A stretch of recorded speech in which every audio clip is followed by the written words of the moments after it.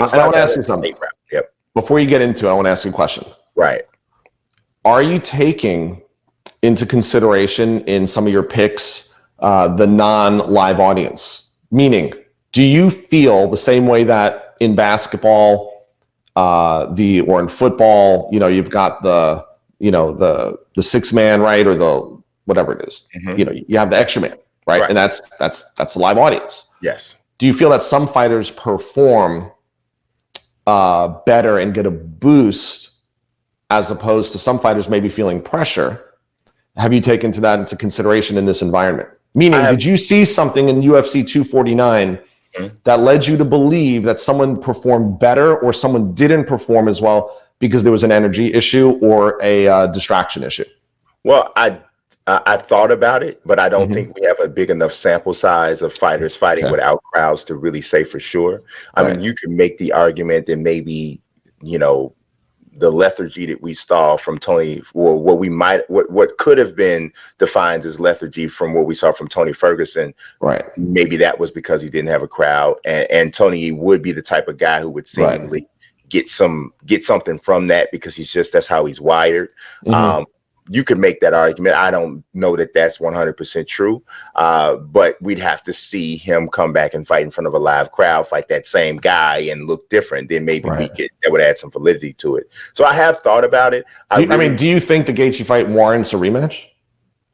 Definitely not immediately. Right. Okay. So we're not going to. So we're not going to have a comparison. Yeah, I mean, we may down the road if Tony comes back and goes on a run, then you could see that, but.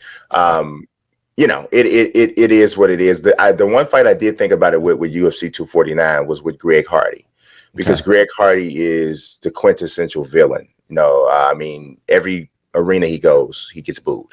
He's controversial past with the domestic violence accusations and so on and so forth. So he's just got this aura around him that is an aura of negativity in most people's eyes, especially most fans' eyes. Right. So he seems to try to feed off of the negative energy, and he tries to use it to drive him.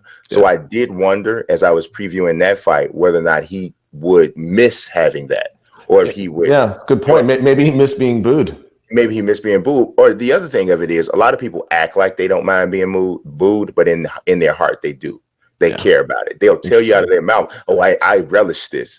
But that's just what you're telling yourself to try not to seem vulnerable. So you really don't know. You really don't know. But it could fuel that fire to shut everybody up. It could fuel the fire, but that fire to shut everybody up could also make you fight outside of what you should be doing, because you're trying too hard to shut everybody up, as opposed to just trying to win. We need to get our man George Mumford on the show. I talked to him yesterday. He sent me a clip.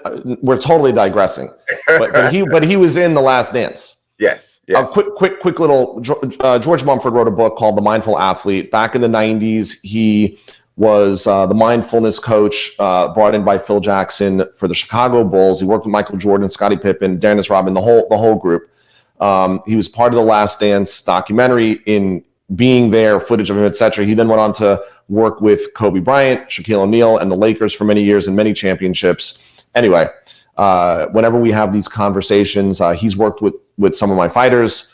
We've brought him in to teach those same practices. And so anyway, whenever we talk about that whole concept and mindful, it always makes me think of George. But it's interesting because with Hardy, there's a perfect example as to somebody that you wonder what that mindset really is. Yeah. What is it? I mean, how are you approaching this? Because I've always said this about Floyd. It takes a unique individual to thrive in a room where so many people want you to fail. Right. Because a lot of people will either shut down when faced with that much landslide of an opposition, or some people will try too hard. Very few people can find that perfect place of performance in that level of in that type of an environment.